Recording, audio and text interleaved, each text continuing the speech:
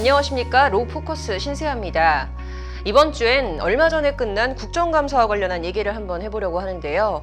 장 기자, 올해 국정감사에서는 사실상 이 플랫폼 국감이라고 불릴 정도로 굉장히 많은 플랫폼 얘기들이 나왔다고요? 네, 그렇습니다. 이번 국정감사에서는 플랫폼 독과점 문제가 최대 화두로 떠올랐습니다. 코로나19 언택트 시대에 가장 호황기를 누린 게 있다면 바로 플랫폼 기업들이죠. 하지만 이들의 커지는 시장 장악력, 그 이면에는 갑질 행태를 비난하는 목소리도 함께 높아지고 있습니다.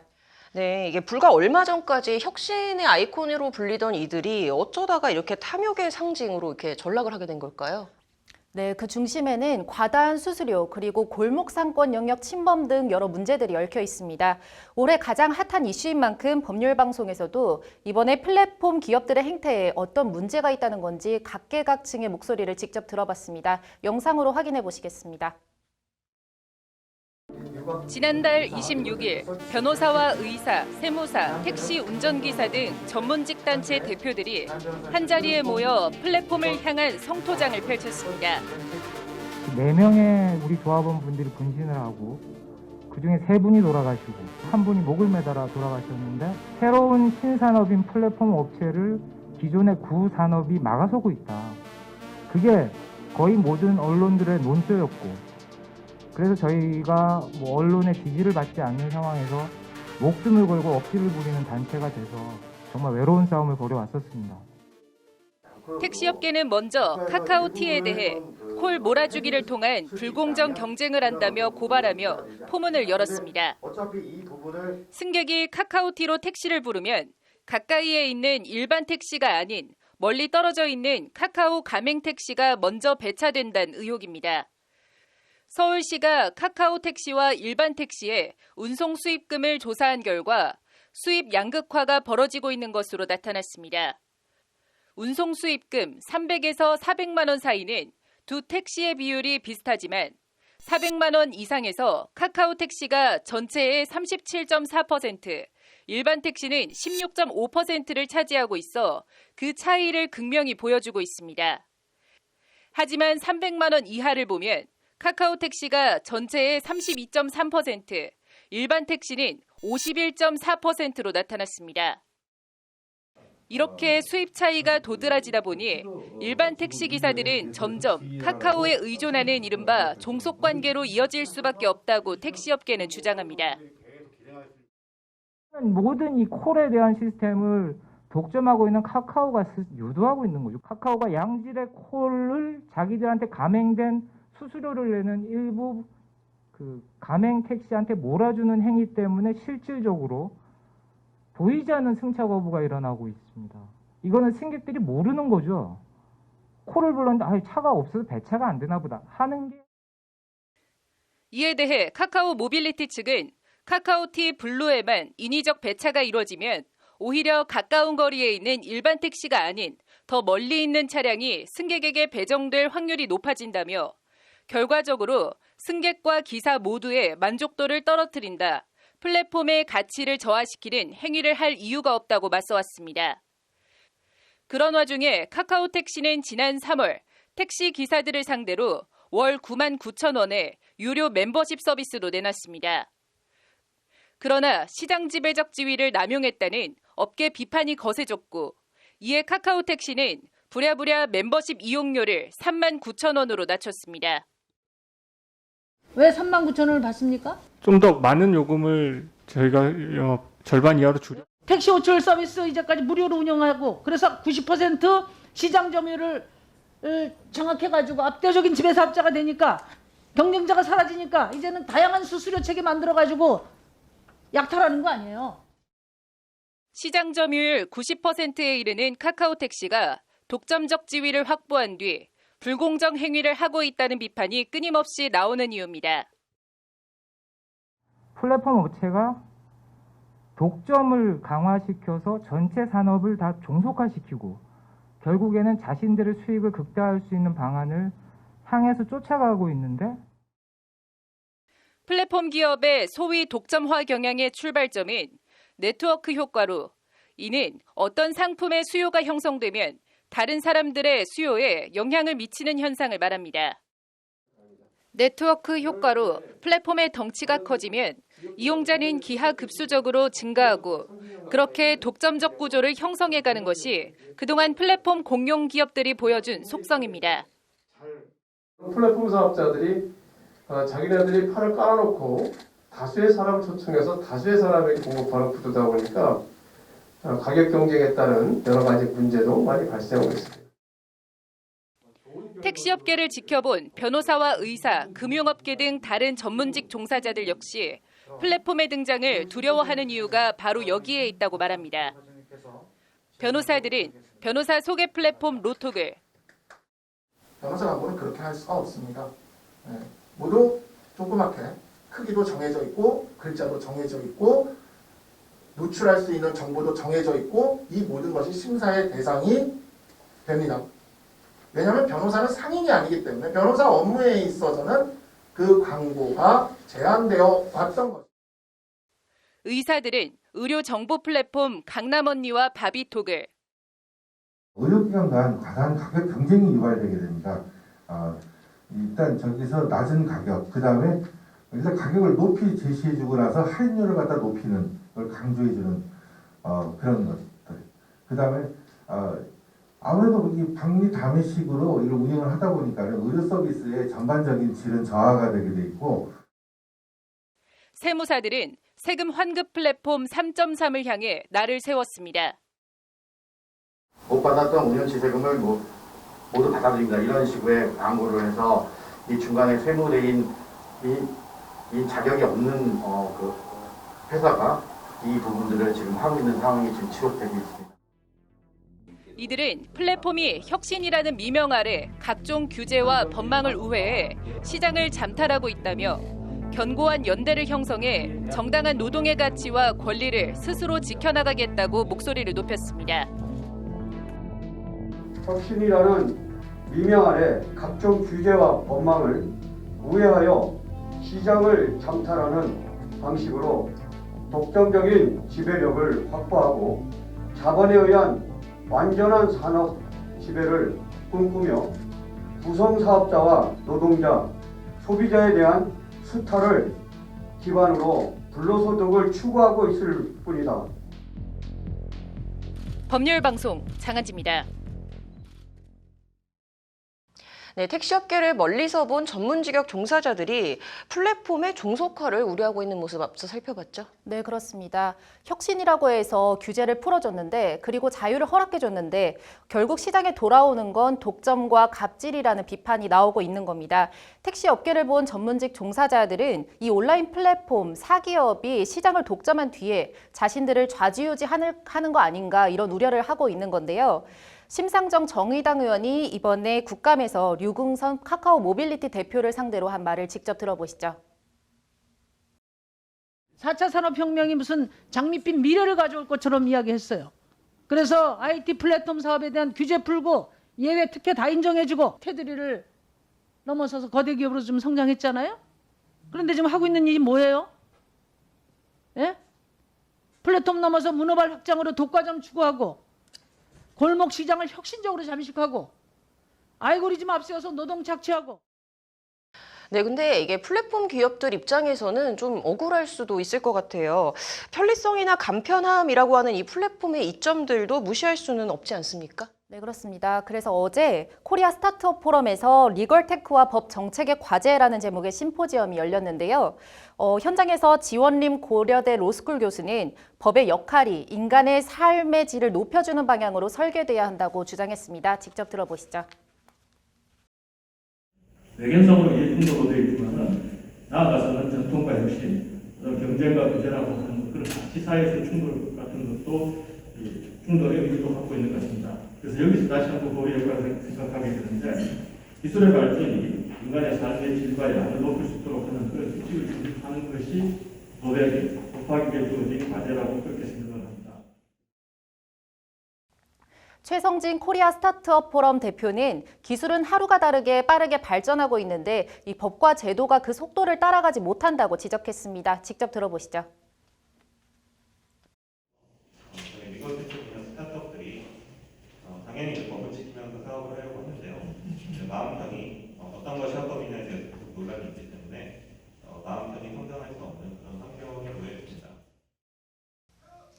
네, 앞서 이제 업계 종사자들의 얘기를 좀 들어봤습니다. 그렇다면 대안은 없을까요? 네, 그래서 한국노총 중앙법률원 출신이자 노동법 전문가라고 불리는 김형동 국민의힘 의원을 비롯해서 이 법조계 안팎의 여러 전문가들의 의견을 들어봤습니다. 이들은 입을 모아서 플랫폼과 법이 이제는 상생하는 방안을 모색해야 할 때라고 강조했습니다. 영상 직접 보시겠습니다. 노동법 전문가 김형동 국민의힘 의원은 법률방송과의 인터뷰에서 플랫폼이 그동안 우리에게 보여준 모습은 양의 탈을 쓴 늑대와 같았다고 말합니다. 이는 플랫폼이 상생이 아닌 독식의 길을 선택하면서부터입니다. 경험적으로 저희가 확인되는 플랫폼 기업들은 대부분 처음에 회원제가 됐던 사용자가 마치 시혜를 베푸는 것처럼 인프라를 깔아요. 그런데 한 10년, 5년 운영하고 나서 실제 변모가 드러나가지고 확인이 되는 것은 오로지 사용자가 거대 자본으로 군림한다. 서울 서초동 서울지방변호사회관에서 지난 3일 열린 변호사 매칭 서비스의 알고리즘 문제와 변호사법의 검토 심포지엄 현장. 토론자로 참석한 승재현 한국형사정책연구원 연구위원은 플랫폼 거대화의 시장 종속 현상을 우리는 목도했다고 말했습니다. 공짜로 사람들을 길들이고 난 다음에 유료화시키고 난 다음에 사실상 그게 종속시키는 그런 과정들을 우리는 이미 목도를 했던 경험이 있기 때문에 플랫폼 사업자에 대해서 굉장히 부정적인 시각이 있는 것은 분명합니다. 하지만 플랫폼 사업자가 존재하지 않을 수 있을까? 시장 독점 후 과다 수수료 부과, 과도한 광고 경쟁 유발, 중소기업 소상공인 영역 침범 등 올해 국회 국정감사는 쿠팡이나 카카오와 같은 플랫폼 독과점 문제가 최대 화두로 떠오르기도 했습니다. 이에 플랫폼이 자발적으로 상생하는 기업의 길을 선택하자는 의견이 대안으로 제시됩니다. 플랫폼 기업이 나와서 3자, 다시 말해서 사용자, 그 기업에서 일하는 노동자, 그리고 그 이용자, 서비스를 이용하는 자들이 다 만족하고 사회에 기여한다 그러면 하지만 모순점이 있다는 지적도 나옵니다. 자본주의 사회 경제 체제 속에서 사기업인 플랫폼에게 선행만 베풀기를 바랄 순 없다는 겁니다. 대한민국은 자본주의 사회예요. 휴머니즘이 아니고 분명히 캐피탈리즘입니다. 물론 법치가 자본주의와의 관계에서 어떻게 자리를 잡아가야 할 건가는 분명히 우리가 고민해야 되지만 분명히 자본은 자기가 갖고 있는 이익을 최대한 누릴 수 있는 최고의 기업을 만들어 갈 것이고 결국 플랫폼 독점을 방지하는 법과 제도의 뒷받침이 필요하다고 김형동 의원은 강조합니다. 그러면 록펠러 재단이나 카네기 재단을 왜 만들었냐 하면 세금을 줄이기 위해서 그랬잖아요. 거기에 이제 독점 규제법이나 세금을 중과하는 법률을 만들므로써 사실상 인위적 자기적으로 만든 거예요. 그런데 우리 사회도 그러면서 김 의원은 구체적으로 사업자의 독점을 방지해 이용자를 보호하고 노동자에 대한 노동 기본권 보장이 필수라고 설명했습니다. 공정거래법을 적용해서 독과점을 막는 식으로 가야 된다라는 말씀을 하나 드리고 또 하나는 그 안에 종사하시는 분들의 최소한의 노동 환경을 보장해야 된다는 말씀이죠. 노동 기본권을 보장해야 되고 또 다른 해결책으로는 기술적인 측면에서 알고리즘에 대한 투명성이 확보되는 것이 급선무라는 얘기도 강조됐습니다. N 회사에서 그런 말합니다. 이 알고리즘 왜 뉴스에 랭킹되는지 좀 가르쳐 주세요. 이러면 알고리즘이 하는 겁니다. 이러는데 알고리즘 사람이 만든 거 아니에요? 그 정보는 사람이 만들었기 때문에 그 정보는 당연히 공개되어야 되는 거죠. 플랫폼 종속화가 우려되는 현 시점에서 이들 빅테크 플랫폼 시장과 상생하는 방법을 모색할 때라는 것이 전문가들의 말입니다. 법률방송 장한지입니다.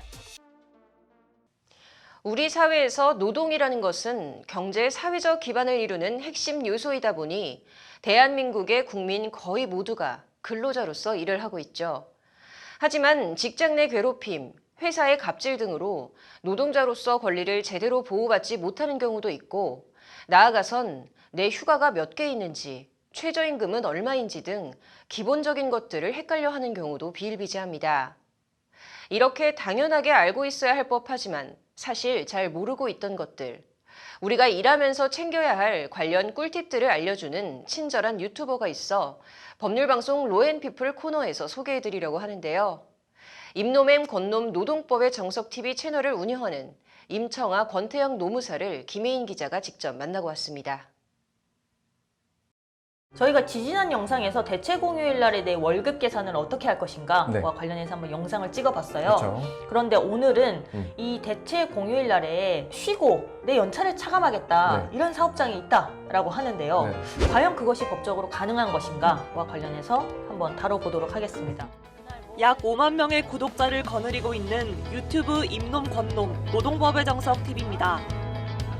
자신들 이름의 성과 함께 노무사를 줄여 놈이라는 재치 있는 단어를 합성시켜 설명한 임놈 권놈 채널은 최저임금부터 근로기준법, 고용정책 등 노동 전반을 아우르는 컨텐츠를 시청자들에게 전달하고 있습니다. 대한민국 국민 거의 대부분이 노동자로 살아가며 노동법의 테두리 안에서 보호를 받고 있음에도 많은 사람들이 이를 인지하지 못하고 있어 널리 이 법을 알리고자 유튜브를 시작하게 됐다는 게 임청아 권태영 노무사의 말입니다. 저희 채널은 이제 사실 대한민국의 많은 분들이 일을 하시잖아요. 근데 일을 할 때는 이게 노동이다 보니까 노동법의 보호를 받는데 생각보다 노동법을 정말 많이 모르시기 때문에 저희가 이 노동법을 한번 알려보자라는 그런 취지에서 특히 이들은 내가 받는 최저시급은 얼마인지, 내가 회사에서 쓸 수 있는 휴가는 몇 개인지조차 제대로 알고 있지 못하는 근로자들도 많아 이에 대해 알기 쉽게 설명하고 싶었다고도 말했습니다. 가장 대표적인 게 뭐 최저임금도 심지어 모르시는 분들도 많고요. 내 휴가가 몇 개인지도 모르시는 분들도 많고, 내가 이날 공휴일인데 쉬어야 되는 건가, 아니면 일을 해야 되는 건가, 아무튼 이런 저희 입장에서는 기본적인 건데 그런 것도 잘 모르시는 분들이 많은 것 같아가지고 그 정도는 아셔야 되지 않나. 유튜브 채널을 개설해 운영한 지 벌써 3년이 된 임청아 권태영 노무사는 노동법만을 콘텐츠로 다루는 게 차별화라고 말했습니다. 그러나 이들에겐 또 한 가지 차별점이 있습니다. 바로 부부라는 점입니다. 저희는 법률상 부부입니다. 그렇게 얘기하죠. 그냥 부부라요? 그래? 네, 부부입니다. 부부고. 저희가 이제 부부라서 나중에 이제 아이도 태어나고 하면은 엄마 아빠가 이랬단다. 좋은 추억을 남기고 싶어가지고. 애초 유튜브는 노동법을 알리기 위해 시작한 활동이지만 점점 시간이 지나면서 자신들도 성장하는 계기가 되고 있다며 임노무사는 뿌듯함을 내비쳤습니다.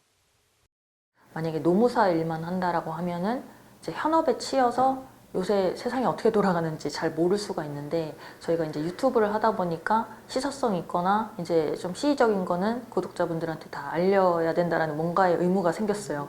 그래가지고 그걸 챙기다 보니까 그게 자연스레 저희 이제 성장과 저희도 이제 노무사로서 바쁘지만 그런 부분에서 이제 공부도 할 수 있는 그런 계기도 될 수 있어요. 그럼에도 유튜버와 노무사 중 택하라면 주저없이 노무사를 택하겠다고 말하는 이들 부부는 노무사 일을 하며 느낀 역동성이 그 이유라고 전했습니다. 저희가 생각하기에 노무사라는 직업이 그 다른 직업들하고 조금 다른 점이 기본적으로 노와 사의 갈등 구조가 이제 깔려 있거든요. 극단적으로 예를 들면은 노동조합과 사용자가 교섭을 하잖아요. 그럼 교섭장에서 정말 욕을 할 때도 있고, 뭐 집어 던질 때도 있고, 아니면 뭐 타결을 하면 뭐 서로 앉기도 하고 막 이런 느낌인데, 굉장히 역동적인. 국내 기업의 대립적 노사 관계와 노조의 강경 투쟁 관행은 늘 지적돼온 국가 경쟁력을 끌어내리는 최대 걸림돌이자 오랜 기간 풀지 못한 해묵은 숙제입니다. 기본적으로 노무사는 노와 사의 갈등 구조가 깔려 있는 상황 속에서 업무를 해야 한다고 말하는 권노무사와 임노무사. 이들은 노사 간 갈등 중재 과정에서 어느 한쪽으로 기울어지지 않고 균형을 잡기 위해선 사용자든 근로자든 모두가 원칙, 즉 법을 중요하게 생각해야 한다고 강조했습니다. 저희가 이제 같이 일을 하시는 노동조합이나 아니면 사용자도 마찬가지예요. 결론적으로는 저희는 원칙이라는 게 중요하다고 생각을 합니다. 그 원칙은 법이 되겠죠. 그래서 그 기준이 되는 법을 바탕으로 접근을 하되 여기에서 조금 이렇게 왔다 갔다 하는 방향성을 잡으시면 가장 좋은 결과물을 얻습니다. 법률방송 김혜인입니다.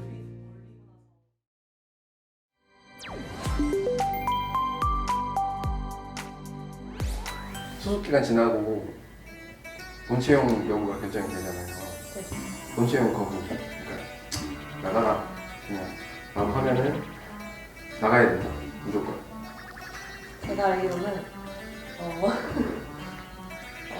한 달 유예기간을 줘야 하지 않나. 네.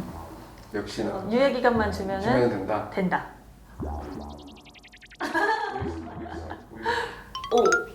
오. 그렇습니다. 쉬었어요? 네. 이게 아니 저희는 생각보다 그러니까 의도한 것과 다른 답이 나왔는데 결론적으로 말씀드리면은 오히려 그거 저희가 의도한 거 맞추셨어요. 무슨 말이냐면은 수습 기간이 지나고 본체용이 거부되는 게 해고인지 아닌지에 대해서 잘 모르세요. 근데 해고거든요. 수습 기간이 지나고 본체용이 거부가 되는 그 행위 자체가 해고예요. 근데 이제 여기에서 이제 답변을 좀 잘못하신 게 그러면 해고는 한 달 전에 말하고 내보내면 끝난다라고 생각을 하고 답변하신 거잖아요. 아닙니다. 한 달 전에 얘기를 하더라도 해고 사유가 없으면 해고가 무효가 됩니다. 네. OX는 좀 OX.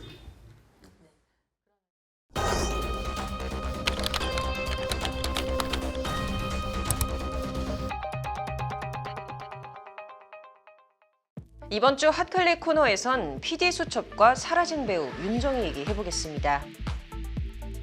60년대 문희, 남정임과 트로이카로 불리던 1세대 원로 배우 윤정희.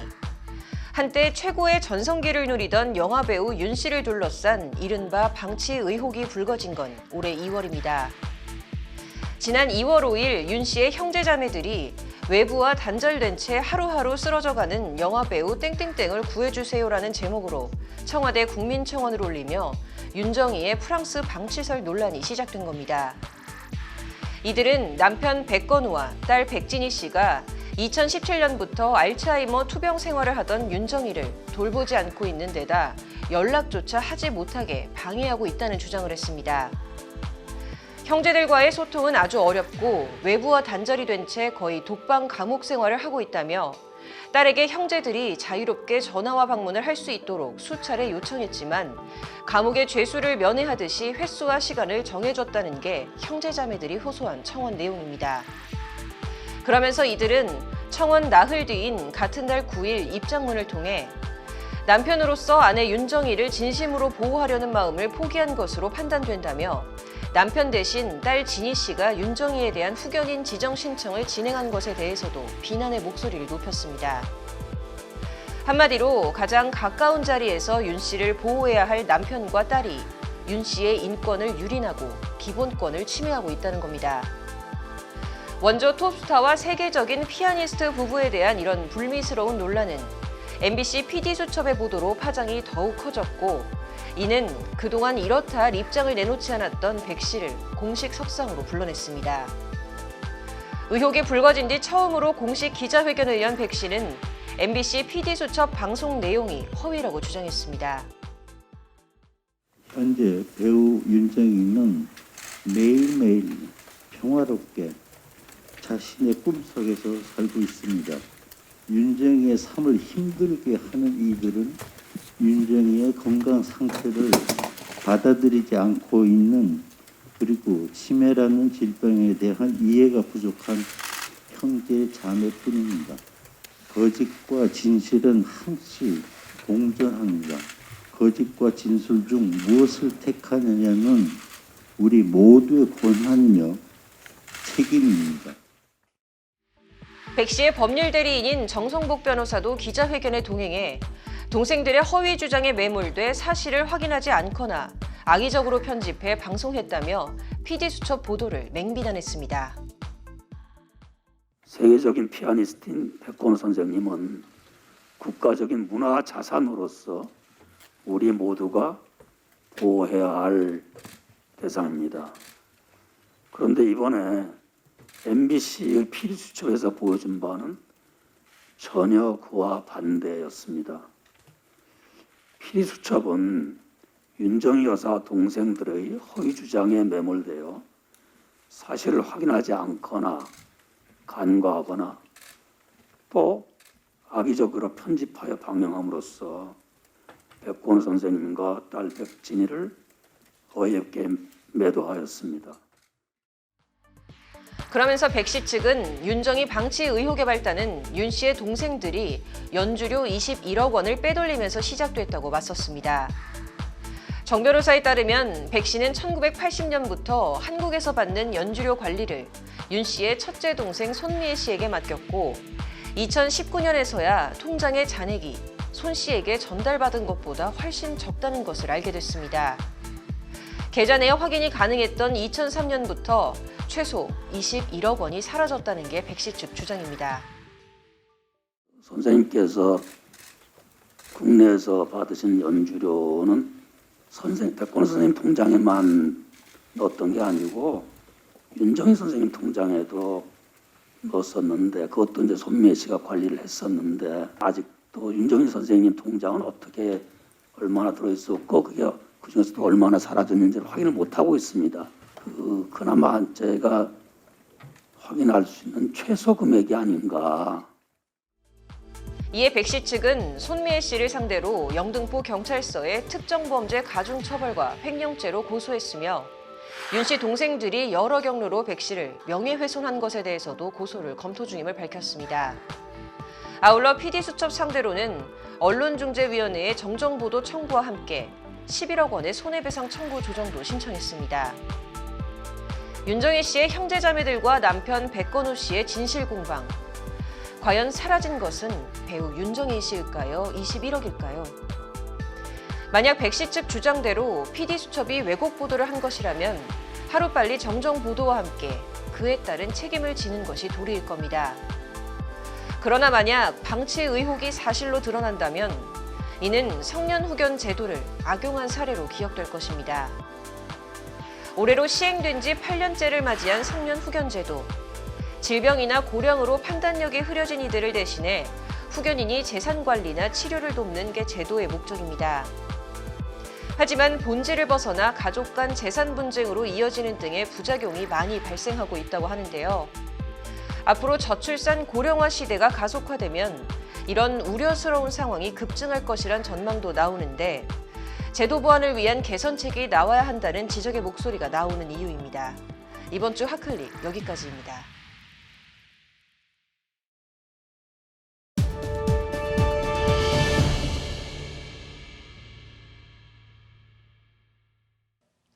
이번 주 로포커스에선 혁신 선구자에서 공룡 사업체로 변질됐다는 지적을 받는 거대 온라인 플랫폼 기업들과 관련한 내용을 살펴봤습니다. 네이버, 카카오와 같은 국내 기업들뿐 아니라 구글이 세계 빅테크 시장을 주도하는 데서 볼 수 있듯 이제 플랫폼 경제는 한 나라의 미래 경쟁력과 직결돼 있다고 해도 무방합니다. 시장 경제는 자유와 창의에 의해 발전할 수밖에 없다는 점에서 플랫폼 기업의 혁신적 발상이 자유롭게 나올 수 있도록 사회적으로 뒷받침돼야 합니다. 그러나 이들의 불공정 거래 행위를 바로잡지 않으면 혁신의 싹이 자라긴 어려울 것입니다. 로포커스 여기서 마치도록 하겠습니다. 시청해주셔서 고맙습니다.